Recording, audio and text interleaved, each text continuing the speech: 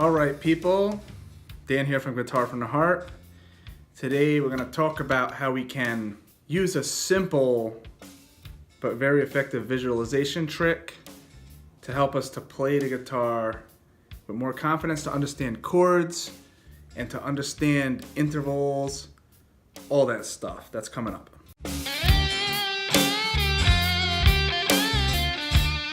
All right, so let's get on the same page very quickly here. We're gonna be assuming that you know the major scale. So say in the key of G, starting from the 3rd fret here.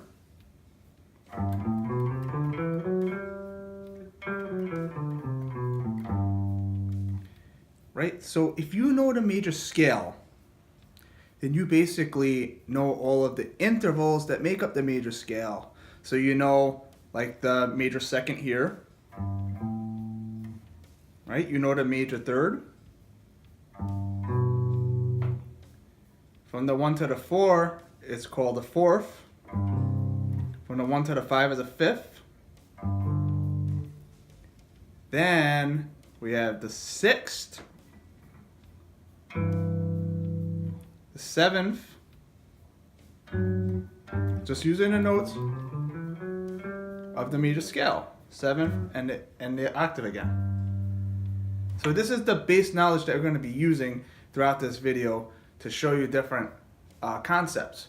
First concept I want to go over is using this to do a little bit of ear training. So here we have, okay, you know how to visualize already the major scale, but we're going to use that shape to visualize playing multiple notes at the same time and forming chords and whatnot, also training our ear a little bit. So I could train my ear and visualize that interval of the root and the 3rd, playing them simultaneously, right? I'm just taking my thumb and my forefinger here and I'm playing them simultaneously. And we can listen to how that sounds. Oh, that's what a major 3rd sounds like. What does a 4th sound like? So I take the major scale shape and I say 1 and 4.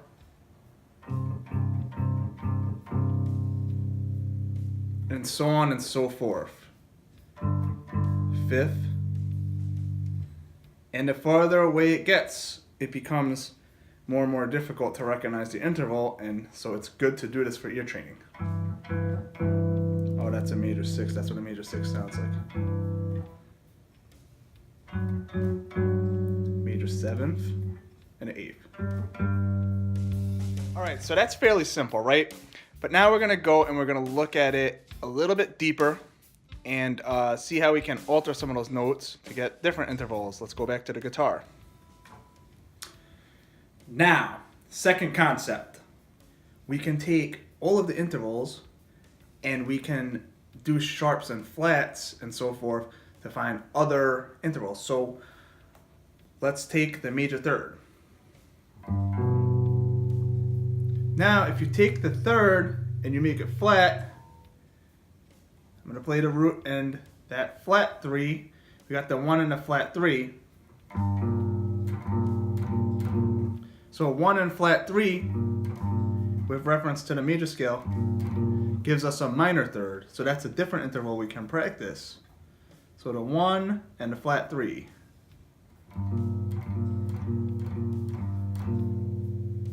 Alright, let's do major 3rd,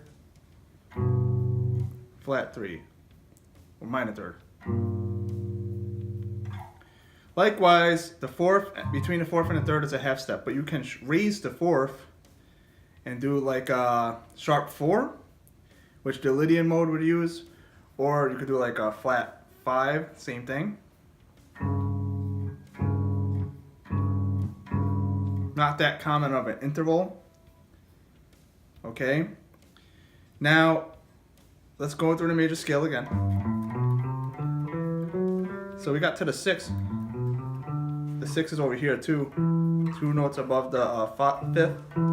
So if you raise the 5th or you lower the 6th, you get this interval. So let's do the 6th, the major 6th. Let's lower the 6th now 1 step. Right, I just shifted fingers here so that I could, fret it better. There's the root, and now this is a flat 6. That interval is what we would call a minor 6. Excuse me one sec. Alright, a little technical difficulty. So this is a minor 6th here.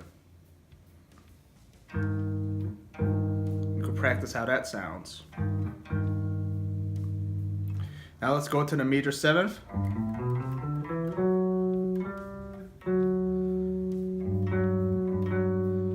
Now if you go down 1 fret from here and play the note here, that's immediately 2 strings below on the same fret as the root. Now we have a new interval. And that's a flat 7, or this interval is called as a minor 7.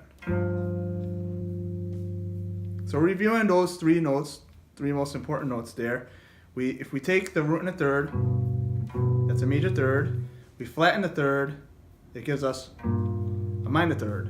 If you take the major 6, flatten the 6, you got a minor 6.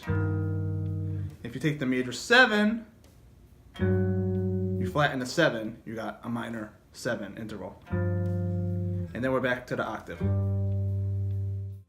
You can keep going this way. You could go to the 9th note of the major scale, the 10th, 11th, and so forth, and play around with it.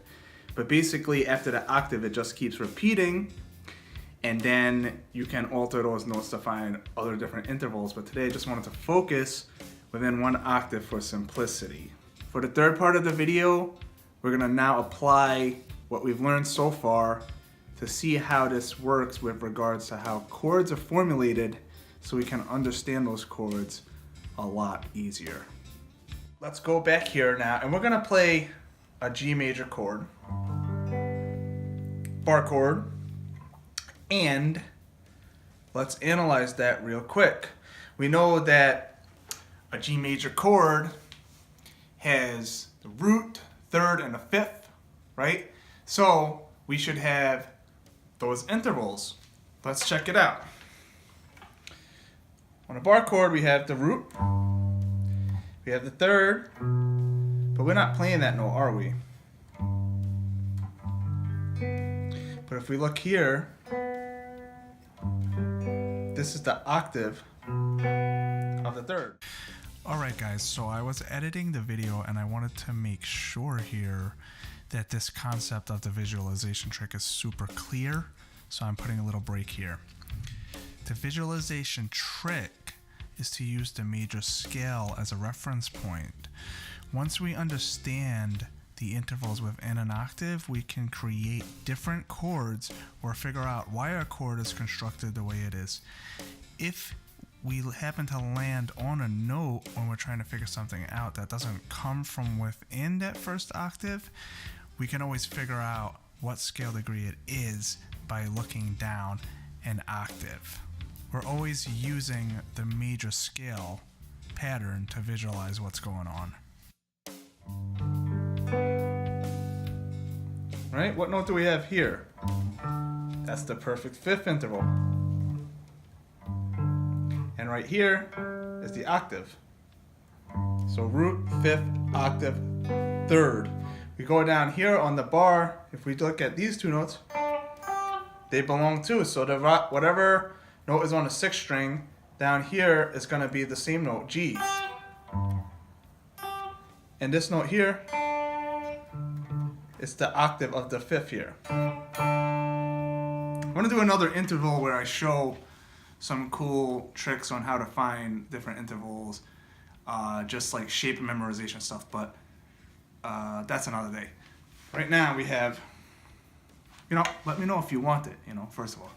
Okay, so we just found out that every note here applies to the same thing, just that we might not necessarily use, say, this shape for the 3rd, we might use the octave for the 3rd. And that's what kind of really makes it confusing, But check this out.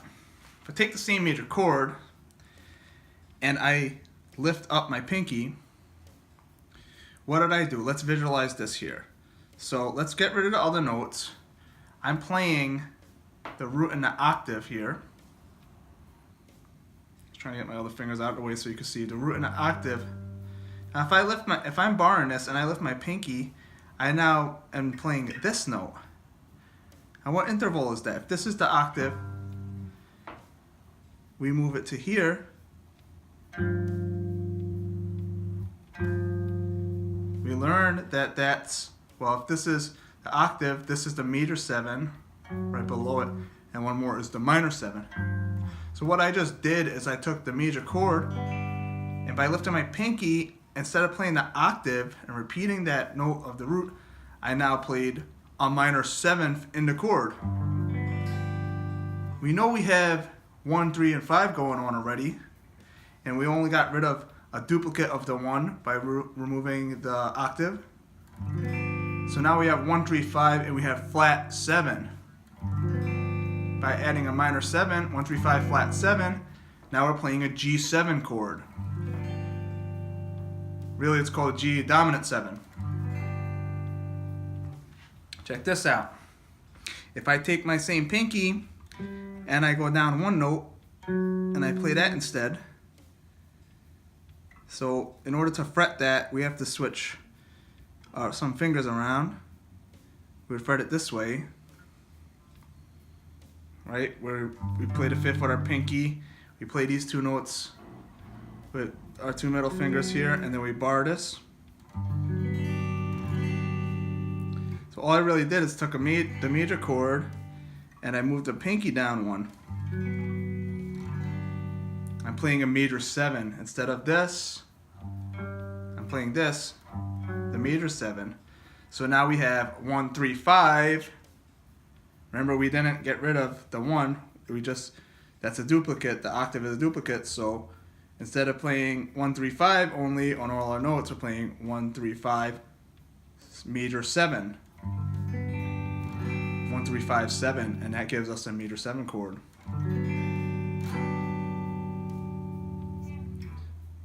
We could do this to formulate minor chords too.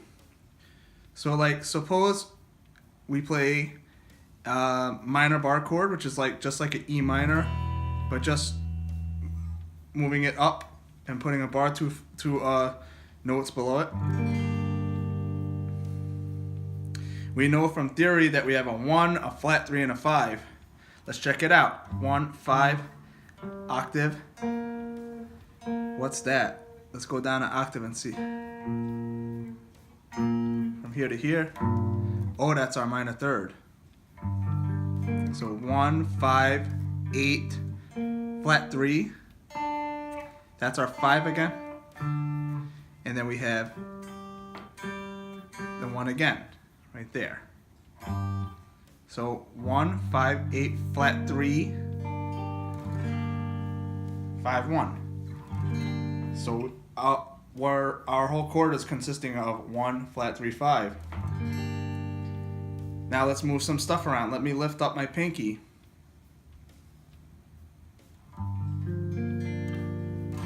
What did I do? I moved from the 1 down, down, playing that. That's our flat 7 again, a minor 7. So by lifting this, we have a minor 7 chord. Let's move away from bar chords and do some open chords just to illustrate the same concept. Let's play a basic C chord. Alright, basic C chord.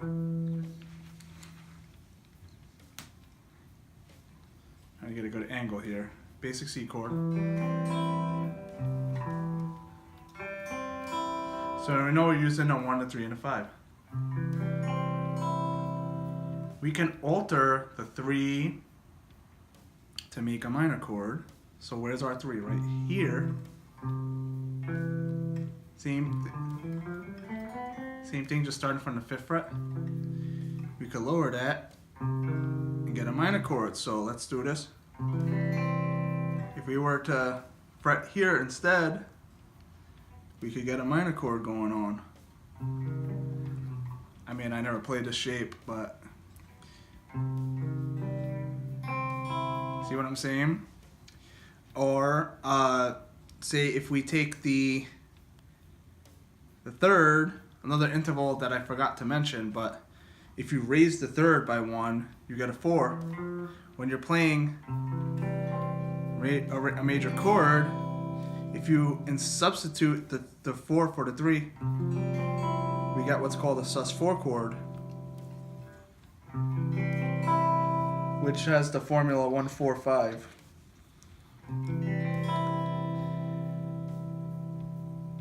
Right? Let's take a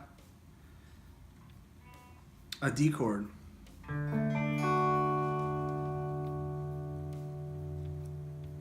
One, 3, 5. Let's try to add in a 7, right? A major 7. So in the D major scale, that's our note. What is that? That's going to be a C sharp. So we need to find a C sharp. C, C sharp. So this is the we want that note. So if this is D, we could just bar here and now we have a D major 7. What if we wanted a D dominant 7? Where would that be? Well, there's a 7, lower it. That's our minor 7, so we need that note there. That's a C, so now we need a C when we're playing our D chord. We have our D here already on our D string, D open string, and it's repeating here, so we don't need that duplicate. We could play the C there instead. So let's play a D chord, and let's play a C on the B string instead. That's a D7, D dominant 7. And you can basically keep doing this and doing this with all these different chords to get different kind of shapes. Play around with it. Take your major scale, work with the different intervals, play around with how they sound, and then try to formulate chords with it in different places and mess around with this. And it will really, listen, it's going to open up a whole new world for you if you're at the phase where you are, if you're at the phase where you need this video. It's really going to open a new world for you, and it's going to help you to understand like these chords a lot better. That's all I got for today. Like, comment, share, subscribe, all of that good stuff. I'll see you next time. Remember to play the guitar from the heart. The purpose of this video and of all of the videos on this channel is just to get you to the place where you can play the guitar straight from your heart without hindrance. All this stuff is just tools to get you where you're going. So remember, play the guitar from the heart and have fun with that. I'll see you in a video real soon. Thank you.